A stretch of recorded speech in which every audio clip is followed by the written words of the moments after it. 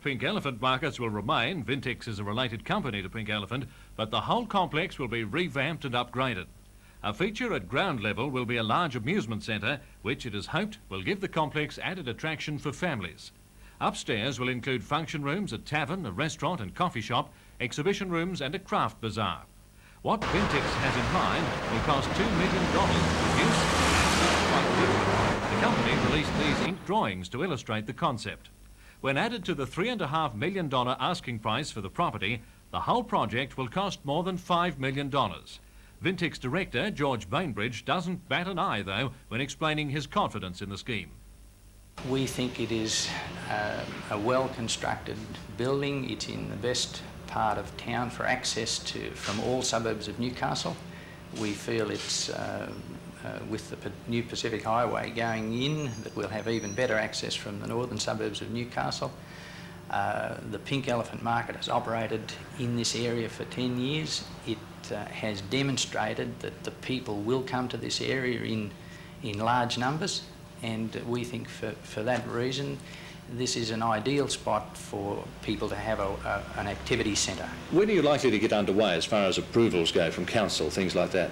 Well, we hope to have various development applications before council within the next 12 weeks. We think council will see that the points that we put to them, and we hopefully will get started in shortly thereafter.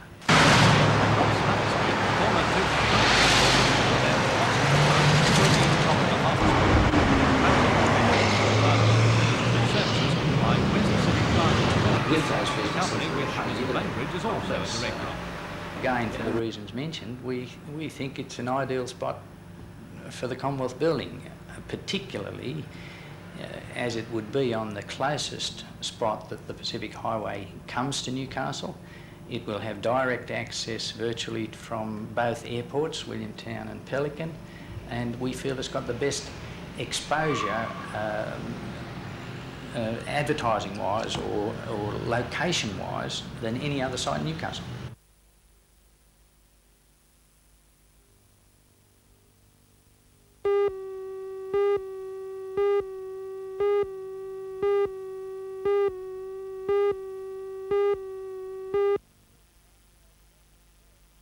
"39-year-old Ronald Burke and 32-year-old Margaret Burton appeared before Mr Justice Slattery in the Supreme Court on conspiracy charges relating to the disappearance of Mrs Burton's husband last year.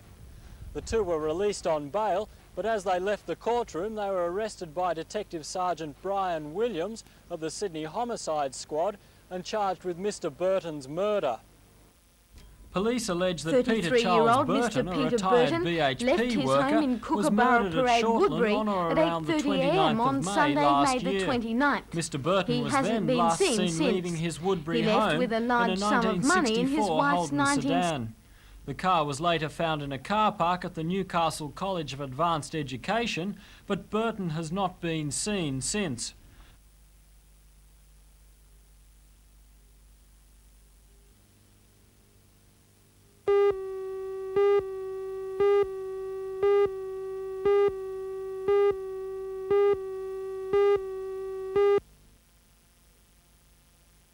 The new scheme, known as PEP, or the Participation in Equity Program, represents a $74 million boost to education and the start of some radical changes to the education system.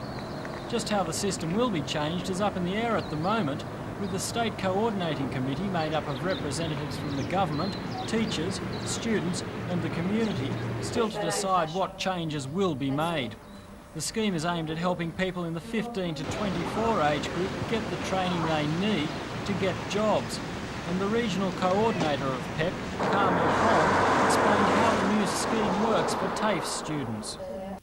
The PEP course, Matthew, is a federally funded program which has as its basic aim the development of a variety of courses to encourage young people between the ages of 15 and 24 to undertake a variety of education and training that will suit their needs. So it's quite specifically for the needs of the individual student.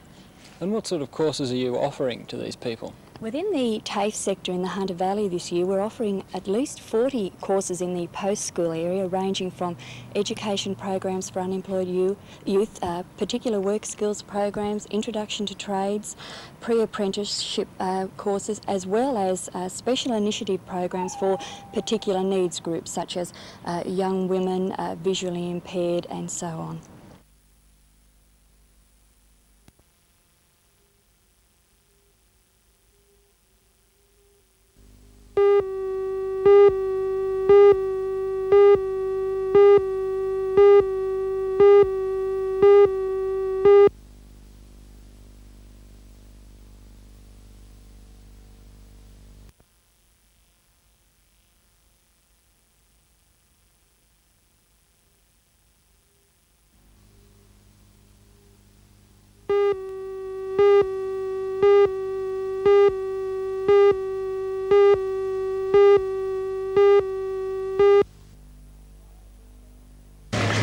After 3 rounds, it was the day when the only 4 unbeaten pairs would meet. The morning saw unbeaten defending champions ACT's Ken Woods and George Dawes clash with the unbeaten Victorian pair Bob and Peter Middleton. But the ACT were just too strong, displaying the class and coolness that now must rate them as tournament favourites. They beat Victoria 29-15. The full rundown on the morning's results: Section 1, England 26 defeated America 20, West Australia 18 beat Wales 16, New Zealand 28, Queensland 9, and the unexpected Tasmania 23 beat Newcastle 18. Section 2, Hong Kong 24 beat Scotland 19, South Australia 30 defeated Ireland 11, New South Wales 24 beat Canada 21, and the ACT 29 defeated Victoria 15. In the afternoon, it was played when the Newcastle Derby Ross and Barry Salter would overcome the morning Ross of Tasmania with a win over the only undefeated international pair anyone. But the English pair, David and Chris Ward, weren't to be denied. They seemed to be going from strength to strength. For Newcastle, things continued to go wrong. Due to the afternoon schedule running up to an hour behind time, the last report had England leading Newcastle 25-13 after 17 ends. At that stage, in the other round 5 games, Section 1, Queensland 20, Tasmania 12 after 16 ends, New Zealand 24, West Australia 17 after 18 ends, Wales 17, America 15 after 18 ends. In Section 2, Scotland 19, ACT 14 after 15 ends, Victoria 17, New South Wales 15 after 15 ends. In the completed game, South Australia 25 defeated Canada 12, and Ireland 14, Hong Kong 14 after 16 ends.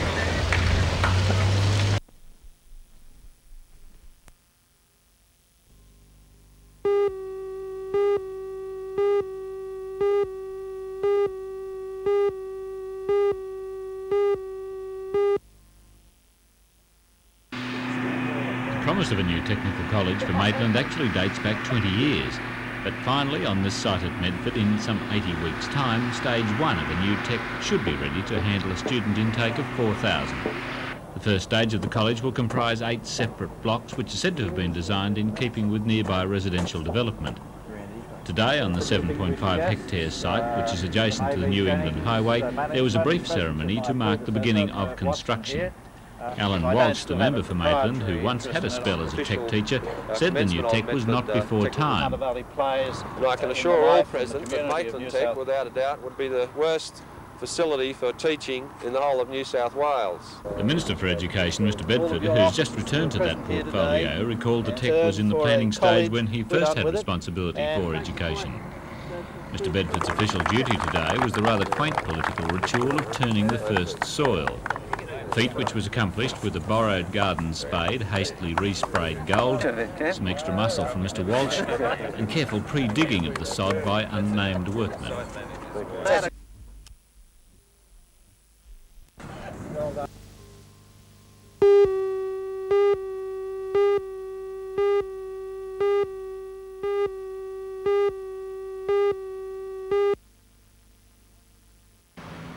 The auction was the first release of a large area of residential land by the Lake Macquarie Council called Lakeview Estate. And if the success of today's auction is anything to go by, it may well be the last. Council was expecting demand for the blocks to be high, but of the 28 blocks up for Should I not sale, receive a further none went bid, under I will hammer, pass the with land bids in. failing I to declare the reach land the passed in. reserve A prices. little way away from the reserve However, yet. the auctioneers did Ladies and gentlemen, I negotiate declare the this sale block of 10 also blocks passed in with at highest bidders, $24,000 and will as it has not recommend that reached the their reserve offers be price. accepted by council. The remainder of this release of Lakeview Estate will be sold through private negotiation. At least that's what the auctioneers are hoping. Oh, magnificent.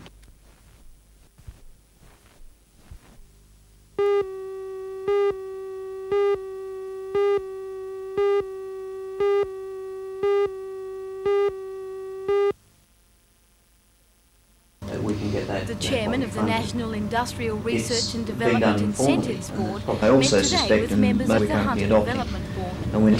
Dr. Kevin Foley was invited here because we've not been placing enough emphasis, giving enough weight to both large and small companies can apply for research grants of up that's to one $1 of the million. board, and we get a hundred in which we're making the decisions, and I find that have been had very good marks on this year, the federal external benefit. So more than $70 million certainly the evaluation for scheme research is one and to see development enough projects. So Certainly, the federal government's commitment to technological research is high. By contrast, the commitment of industry is alarmingly low. Of the 18 OECD countries, only 2 contribute less to research than Australia. It has been claimed that one of the reasons why we are so behind is that industry has not been made aware of the incentives available. In past years, the Incentives Board has been unable to allocate all of its funds because of a lack of applications. it hasn't always, although it's been very close to expending all of its funds. Lack of proposals coming before it, depressed economic circumstances have caused many firms, I think incorrectly, to cut their research and development programs, and consequently no applications would come to us. Can you see in the future Australia moving up the ladder as far as the level of research and development is concerned on a worldwide basis? Oh yes, it must.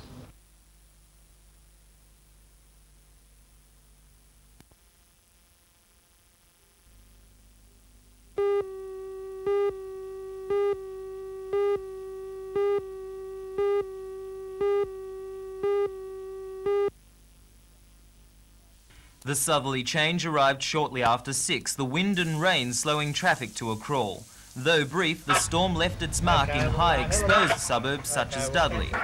There the old men's home lost part of its roof and water came rushing in. Fire brigades, ambulance and local residents rushed to the aid of the 81 elderly gentlemen inside, but no one was hurt. There was also initial concern that the roof would collapse, but it held firm, so locals and emergency services began to mop up. In nearby Burwood Road, a sturdy television antenna was no match for the wind and brought down high-tension electrical wires. Events like this contributed to blackouts over a wide area, but that did not stop the patrons of the Royal Crown and the Ocean View hotels in Dudley from enjoying themselves.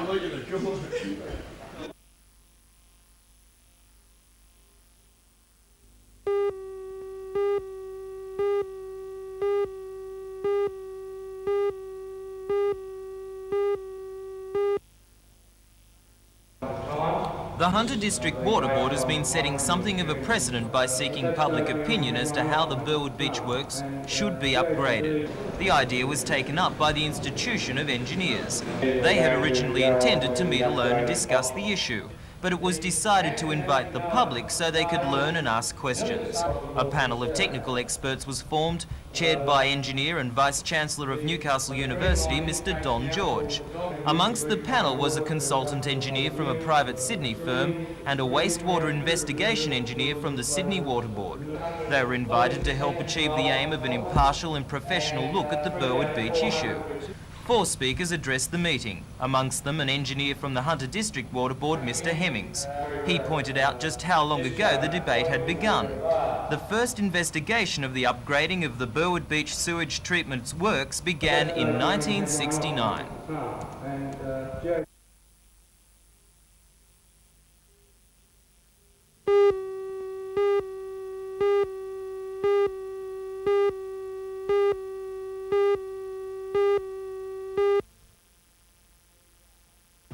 The answer to that would have to be to encourage the juniors to gain more skill by having these titles.